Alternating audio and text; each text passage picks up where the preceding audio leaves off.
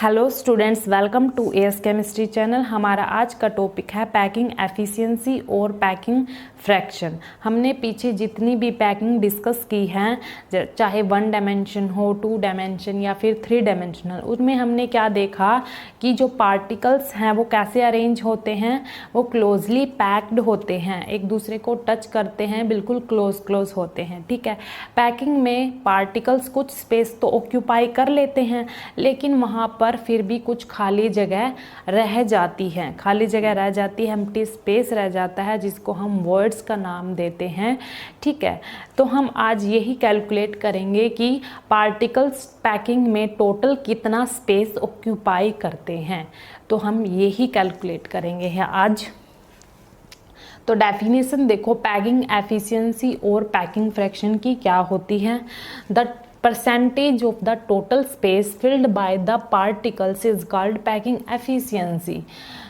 कि particles total कितना space occupy करते हैं, हम उसको परसेंटेज में निकालेंगे तो उसको हम बोलेंगे पैकिंग एफिशिएंसी।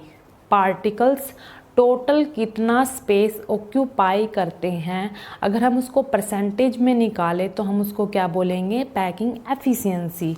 ठीक है, और fraction of the total space field is called packing fraction. अगर हम उसको फ्रैक्शन में निकालें, ठीक है, तो उसको क्या बोलेंगे, पैकिंग फ्रैक्शन। ठीक है, जैसे एग्जाम्पल से समझेंगे हम इसको।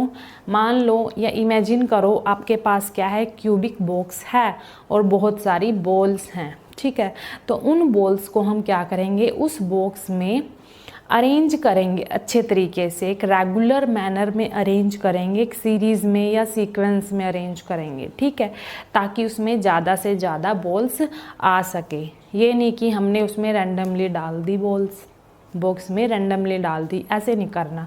एक रेगुलर मैनर में करना है, एक सीक्वेंस में अच्छे तरीके से अरेंज करना है बॉल्स को। तो देखेंगे कि जो बॉल्स हैं उसने कुछ स्पेस, उस बॉक्स का कुछ स्पेस तो ऑक्यूपाई कर लिया, बॉल्स ने कुछ स्पेस तो ऑक्यूपाई कर लिया।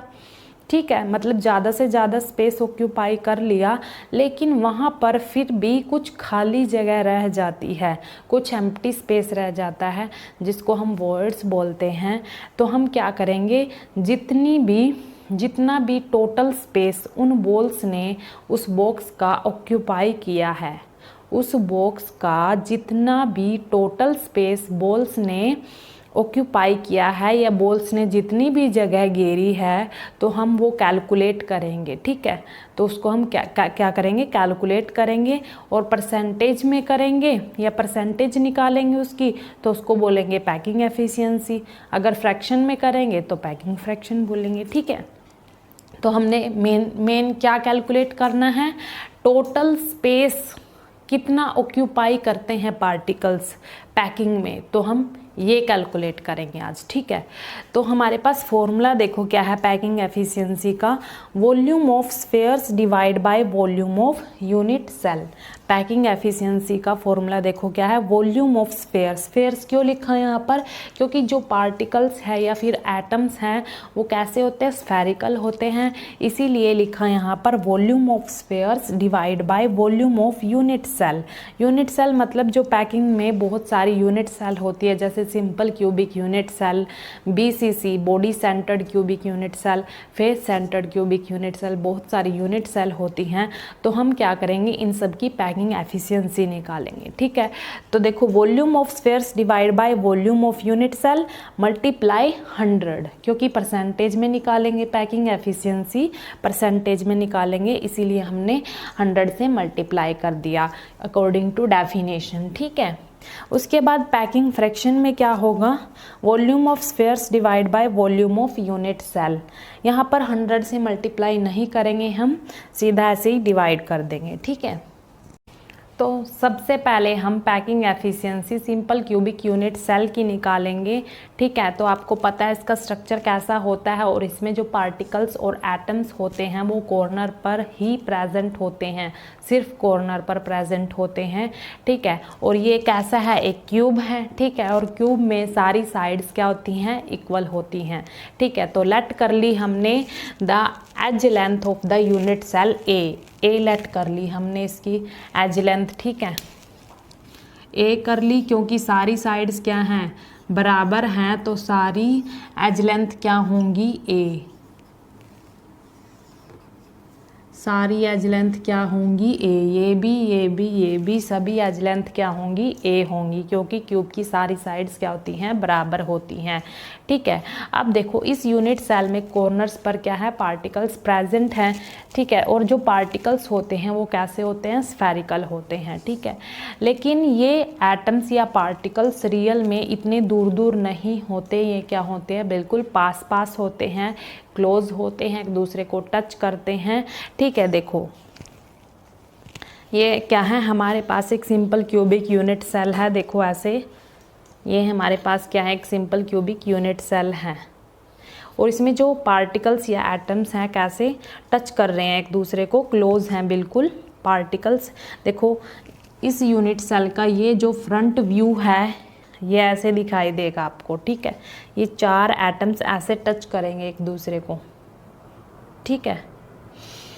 अब देखो जो ये यूनिट सेल का फ्रंट पोर्शन था मैंने यहाँ पर अलग से दिखा दिया है ये, ठीक है। यहाँ पर जो ये एटम्स हैं, ये क्या कर रहे हैं, टच कर रहे हैं एक दूसरे को, देखो ये वाले एटम्स हैं, ये एक दूसरे को टच कर रहे हैं। मैंने आपको अभी दिखाया जो ये फ्रंट व्यू है, ये 4 एटम 1 2 3 4 ये मैंने अलग से यहाँ पर दिखा दिया है, ये देखो यहाँ पर 1 2 3 4 ये फ्रंट व्यू है, ठीक है, ये टच कर रहे हैं एक दूसरे को।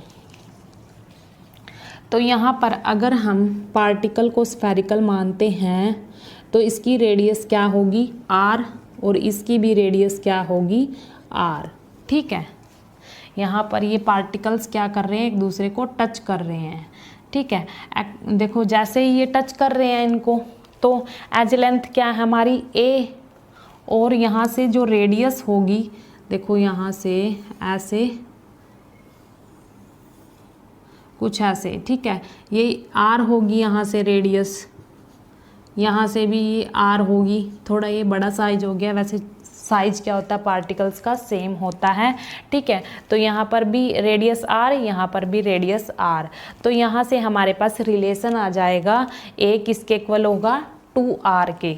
ये देखो यहाँ से एज लेंथ होगी हमारी ए, तो ए किसके इक्वल होगा, 2r के, यहाँ से ए किसके इक्वल होगा, 2r के। तो लिख लेते हैं इसको, ए इक्वल्स टू 2r। तो हमारे पास ये रिलेशन आ गया ए और आर के बीच में, ठीक है। तो ये आपने लर्न करना है, ये डायरेक्टली एग्ज़ाम में पूछे भी जाते हैं और इनके ऊपर न्यूमेरिकल्स भी आते हैं, ठीक है। तो आपने ये याद करना है, और अब इस कैलकुलेशन में ये जो रिलेशन है आगे फर्दर यूज़ होगा, ठीक है। तो अब अकॉर्डिंग टू फॉर्मूला हमें क्या क्या चाहिए, देखो वॉल्यूम ऑफ स्फेयर्स और वॉल्यूम ऑफ यूनिट सेल। तो हम सबसे पहले निकालेंगे volume of spheres. Volume of sphere क्या होता है, फॉर्मूला ये मैथ में आपने स्टडी किया होगा 10th क्लास में। वॉल्यूम ऑफ स्फेयर क्या होता है, 4/3 πr³, ये होता है वॉल्यूम ऑफ स्फेयर, ठीक है। अब स्फेयर्स है, यहाँ पर क्या है, स्फेयर्स, ये तो एक स्फेयर का वॉल्यूम है, ठीक है, ये तो क्या है, एक स्फेयर का वॉल्यूम है 4/3 πr³। लेकिन हमें पता है कि सिंपल क्यूबिक यूनिट सेल में कितने नंबर ऑफ पार्टिकल्स होते हैं, ये मैंने डिटेल में पढ़ाया आपको पीछे वीडियोस में, मैंने सारी वीडियोस प्लेलिस्ट में डाल दी है, तो आप वहाँ से देख सकते हो।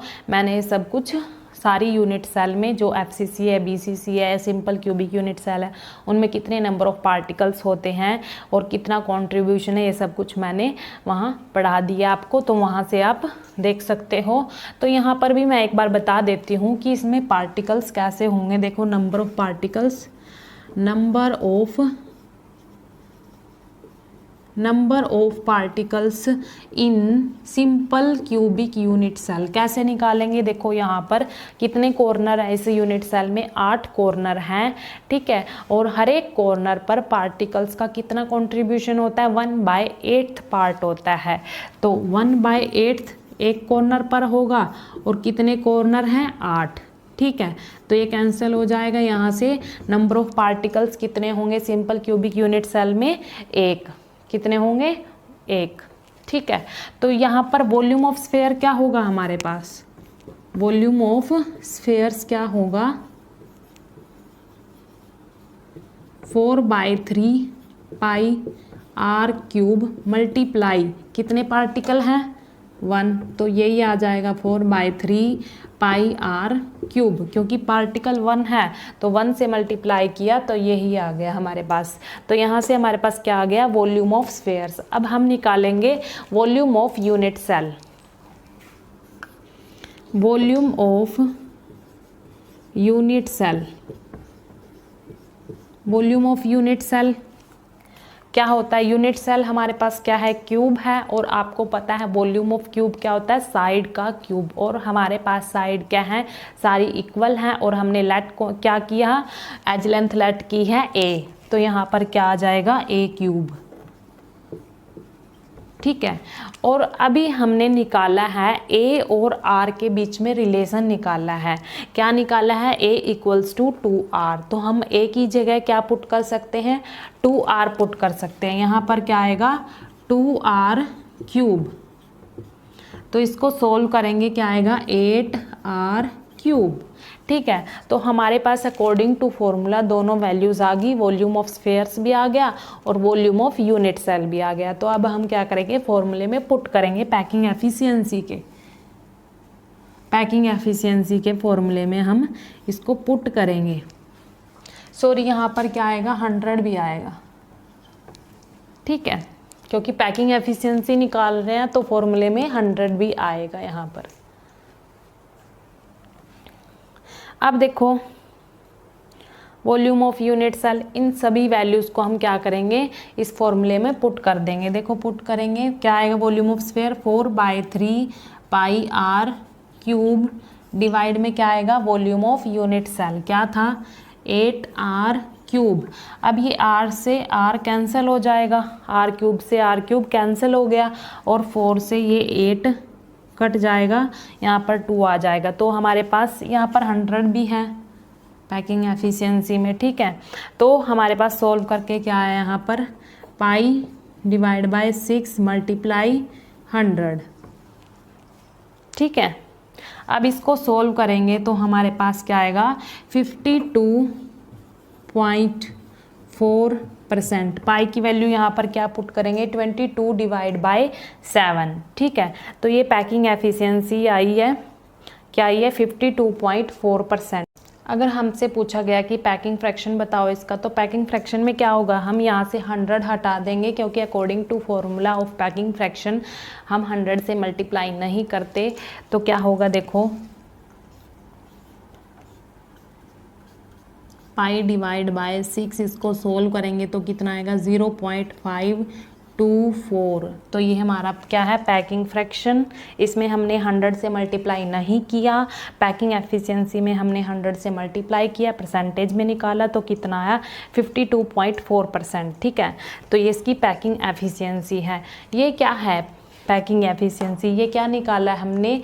पार्टिकल्स ने टोटल इतना स्पेस ऑक्यूपाई किया है सिंपल क्यूबिक यूनिट सेल में। ठीक है, सिंपल क्यूबिक यूनिट सेल में पार्टिकल्स ने इतनी जगह घेरी है, टोटल इतनी जगह घेरी है, 52.4%। ठीक है, अगर हमसे पूछा गया कि एम्प्टी स्पेस कितना बचा है, वो कैसे कैलकुलेट करेंगे? 100 में से इसको माइनस कर देंगे, तो एम्प्टी स्पेस क्या आएगा हमारे पास?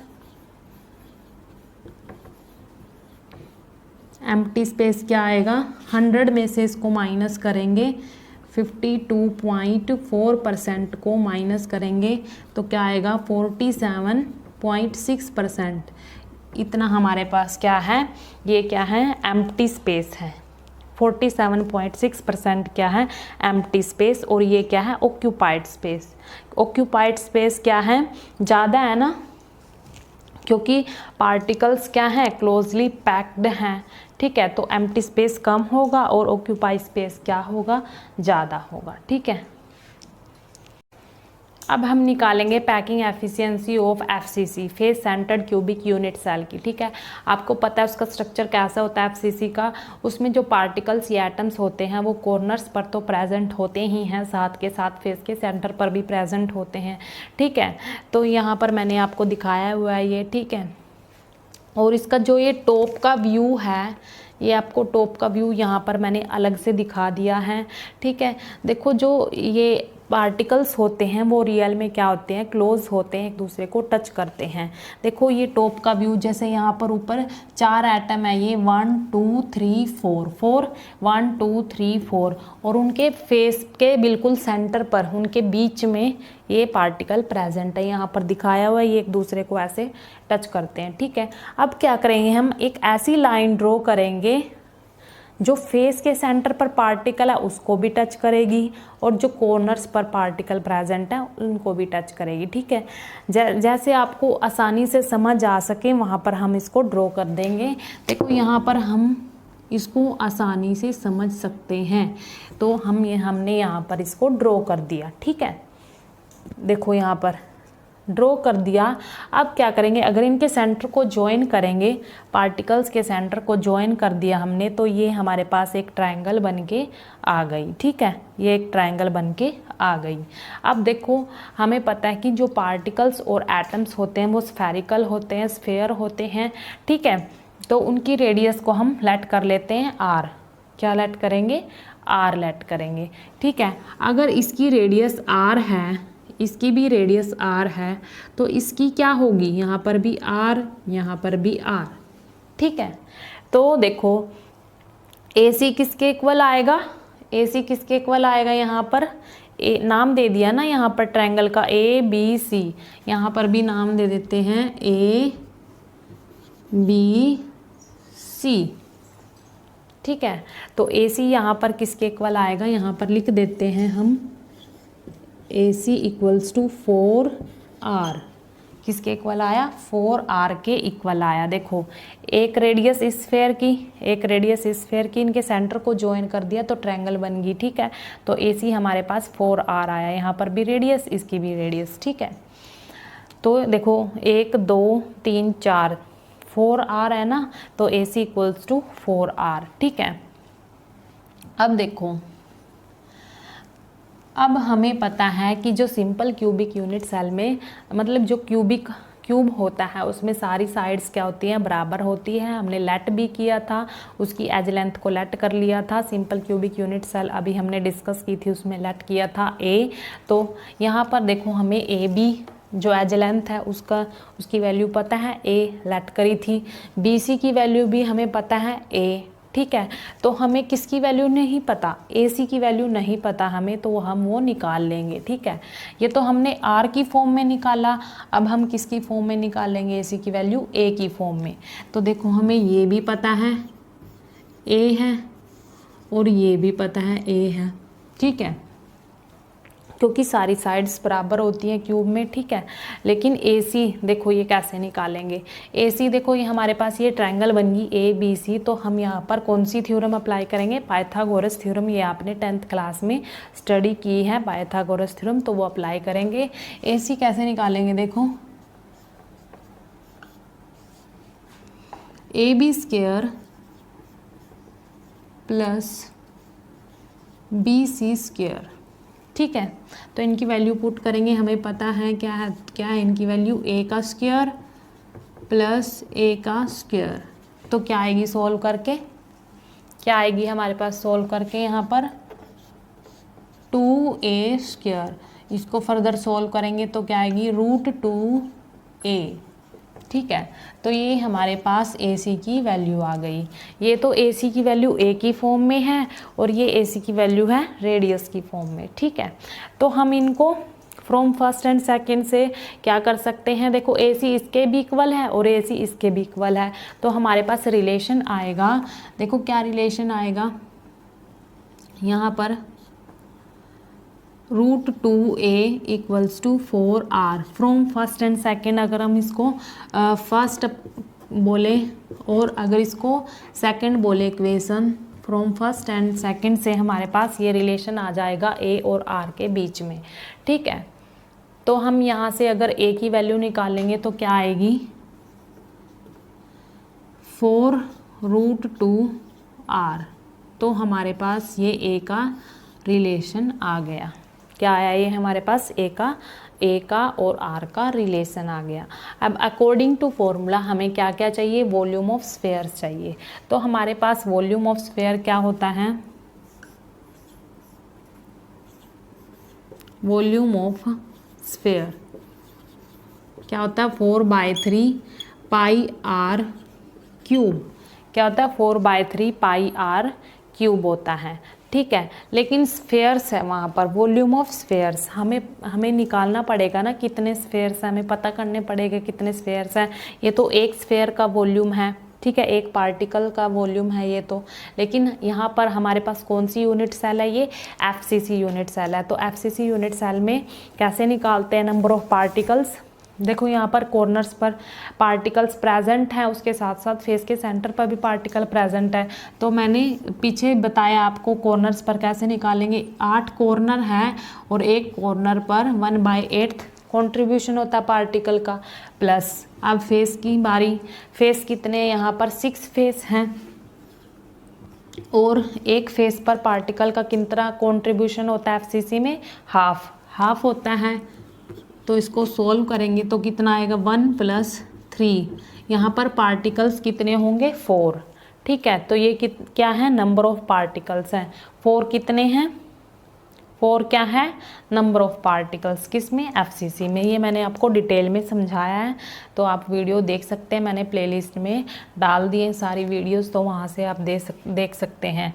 तो हम क्या निकालेंगे, वॉल्यूम ऑफ स्फीयर्स। तो हम क्या करेंगे, इसको 4 से मल्टीप्लाई कर देंगे, क्योंकि ये क्या है, एक स्फेयर का वॉल्यूम है, तो हमने 4 स्फेयर का वॉल्यूम निकालना है। तो हम उसको क्या करेंगे, 4 से मल्टीप्लाई कर देंगे। तो कितना आएगा, 16/3 पाई r क्यूब। तो ये हमारे पास क्या आ गया, वॉल्यूम ऑफ स्फेयर्स। क्या आ गया, वॉल्यूम ऑफ स्फेयर्स। अब हम क्या निकालेंगे, volume of unit cell. Volume of unit cell, volume of unit cell क्या आएगा, देखो यूनिट सेल क्या था, a क्यूब था, साइड का क्यूब होता है ना, क्योंकि जो ये यूनिट सेल है क्या है, क्यूब ही तो है, और क्यूब का वॉल्यूम क्या होता है, साइड का क्यूब, और साइड क्या है हमारे पास, a, तो a का क्यूब। अभी हमने निकाला a और r के बीच में रिलेशन निकाला था, a की वैल्यू निकाली थी 4/√2r। तो यहाँ पर हम इसकी वैल्यू पुट कर सकते हैं, 4 उसका क्यूब। ठीक है, तो यहाँ से हम इसको सोल्व करेंगे, क्या आएगा, 64/2√2r क्यूब। इसको फर्दर सोल्व करेंगे, क्या आएगा, यहाँ से कैंसिल हो जाएगा, कितना आएगा, 32√2r क्यूब। ये आएगा इसको सोल्व करके।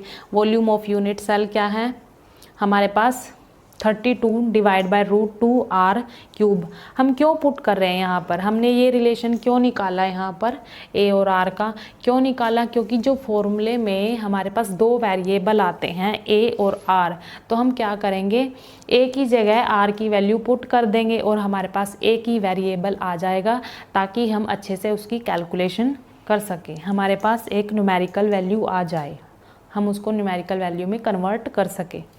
ठीक है, इसलिए हम इसको पुट कर दिया a की जगह, इसीलिए हमने क्या पुट करा, r की वैल्यू पुट कर दी यहाँ पर। ठीक है, तो अब हम क्या करेंगे, फॉर्मूले में इसको पुट करेंगे। पैकिंग एफिशिएंसी का फॉर्मूला क्या होता है, volume of spheres divide by volume of unit cell.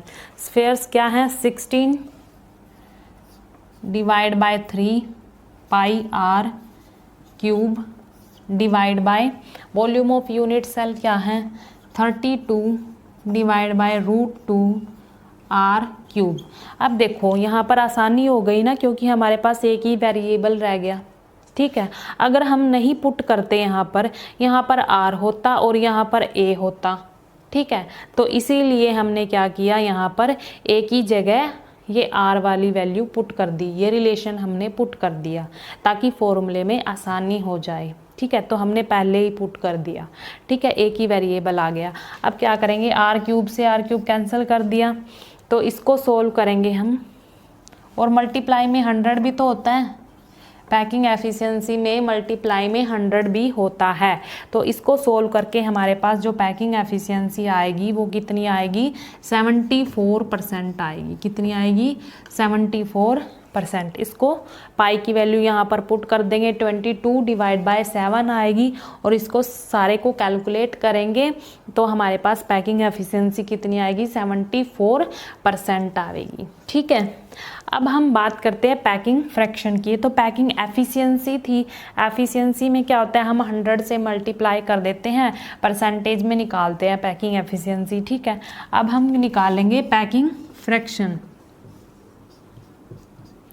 Packing fraction में क्या करते हैं, हम 100 को हटा देते हैं यहाँ से, मतलब 100 नहीं लगाते, हम 100 से मल्टीप्लाई नहीं करते। ठीक है, तो आएगा 0.74। तो ये हमारे पास पैकिंग फ्रैक्शन है, और ये क्या है, पैकिंग एफिशिएंसी है।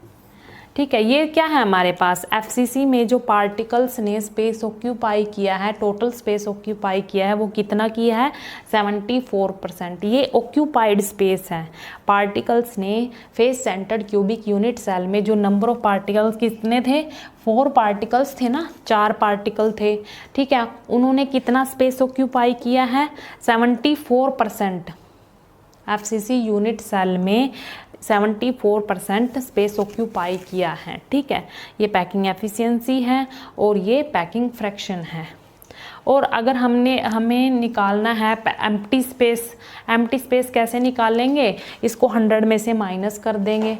ठीक है, 100 में से माइनस कैसे, देखो 100 में से इसको माइनस करेंगे, एम्प्टी स्पेस निकालेंगे।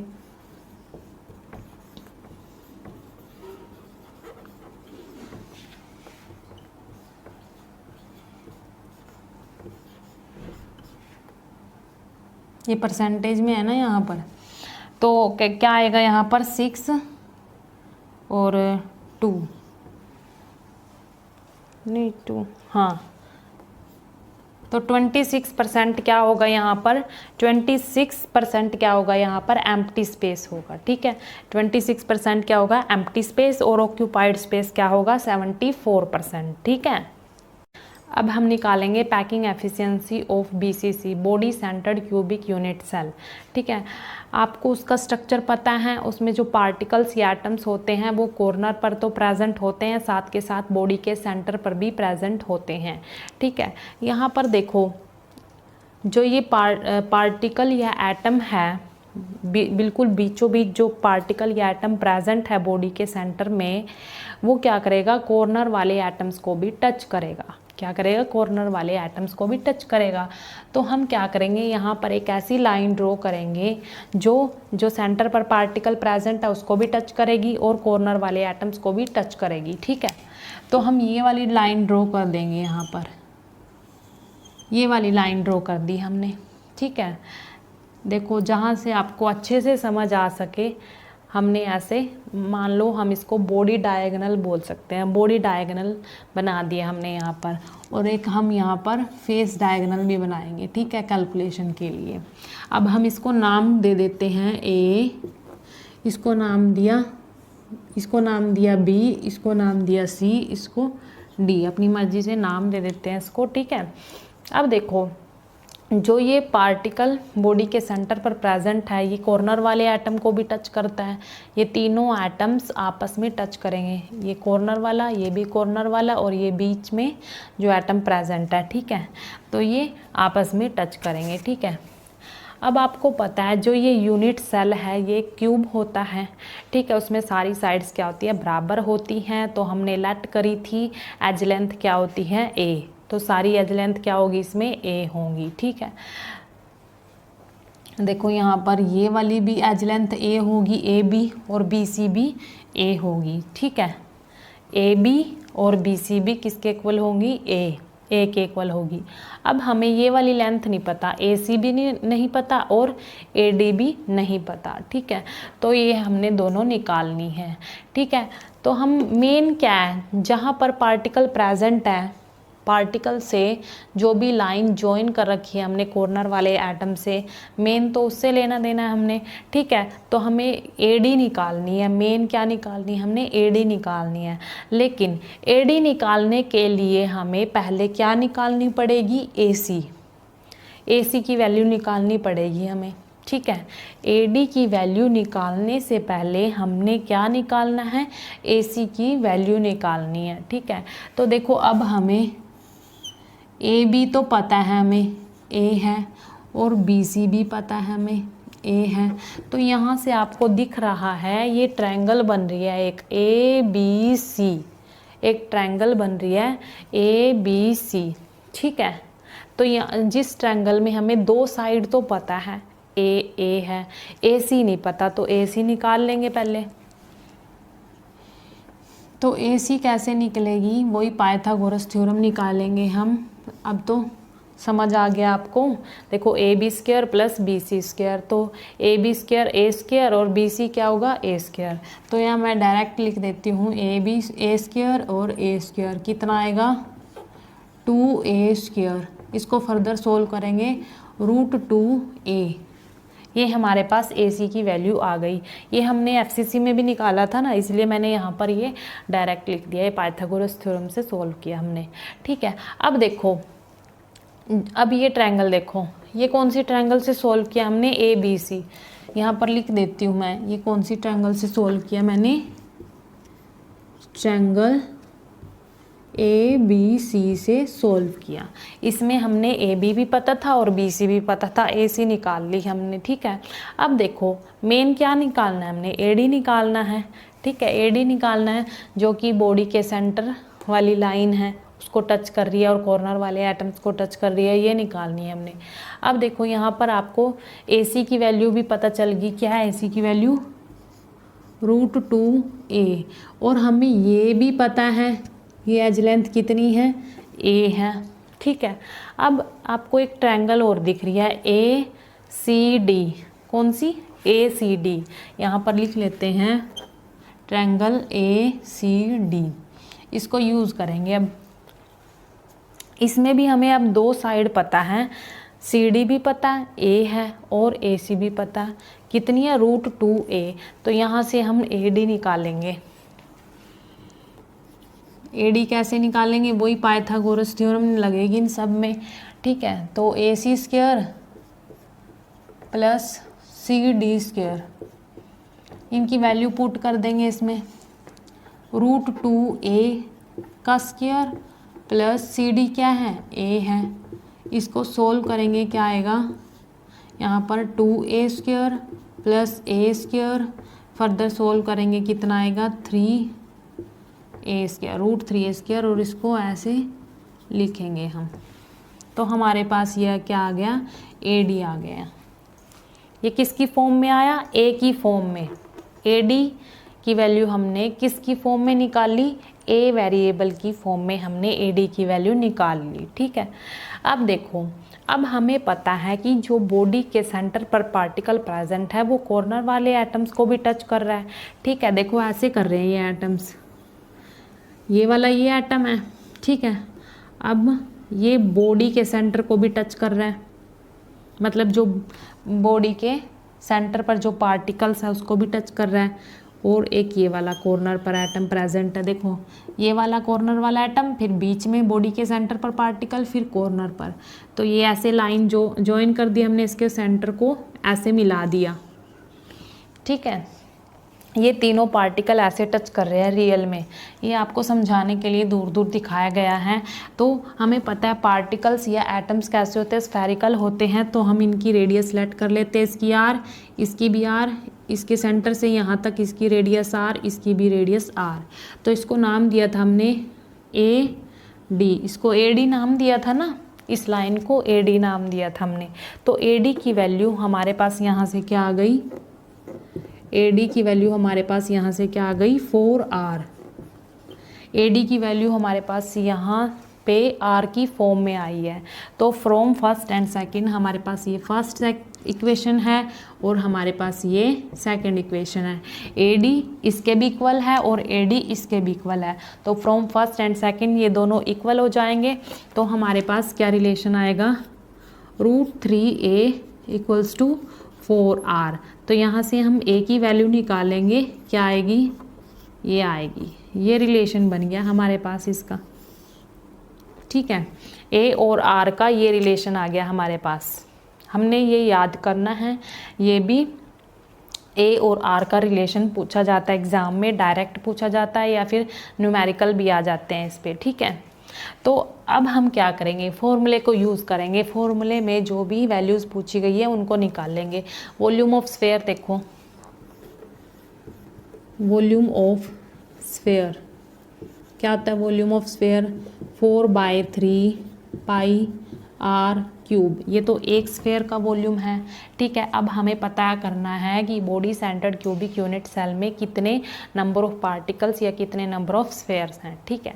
तो कैसे पता करेंगे, कॉर्नर वाले एटम प्लस बॉडी के सेंटर पर जो पार्टिकल प्रेजेंट है उसको काउंट करेंगे। तो यहाँ पर निकाल के दिखा देती हूँ मैं, देखो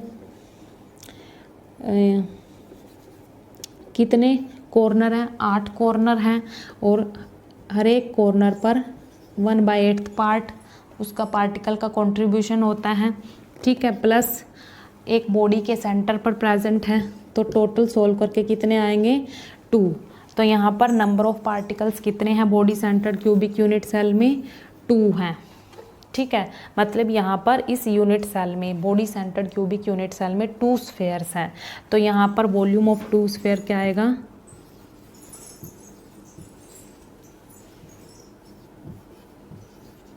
तो वॉल्यूम ऑफ 2 स्फेयर्स क्या होगा, यहाँ पर हम इसको क्या करेंगे, 2 से मल्टीप्लाई कर देंगे, ठीक है। ये तो एक स्फेयर का वॉल्यूम है और हमने क्या निकालना है, 2 स्फेयर्स का वॉल्यूम निकालना है। πr³ हमारे पास क्या आएगा यहाँ पर, 8/3 πr³। तो ये हमारे पास किसका वॉल्यूम आ गया, वॉल्यूम ऑफ 2 स्फेयर्स क्या आया, 8/3 πr³, क्योंकि हमारे पास 2 स्फेयर्स थे। किसमें, BCC में हमारे पास 2 स्फेयर्स थे, तो हमने 2 का वॉल्यूम निकाल लिया है, ठीक है। अब बात करते हैं वॉल्यूम ऑफ यूनिट सेल की।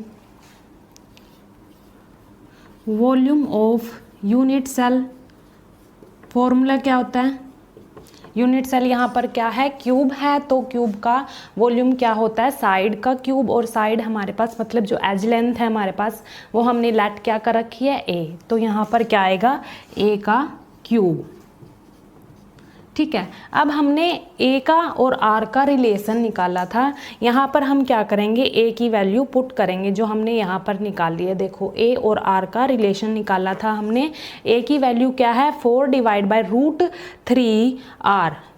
तो हम यहाँ पर 4/√3r का क्यूब, ठीक है। तो यहाँ इसको पुट करेंगे, पुट कर दिए की वैल्यू, ठीक है। इसको सॉल्व करेंगे तो हमारे पास क्या आएगा, 64/3√3r³।